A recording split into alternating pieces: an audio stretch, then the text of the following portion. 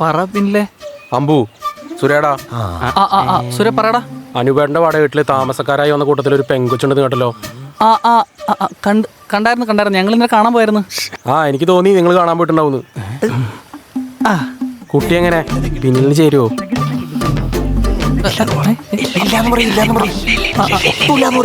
കുഴപ്പമില്ല. അല്ല സുരേ എടാ അല്ല ഒന്നും പറയണ്ട, മനസ്സിലായ?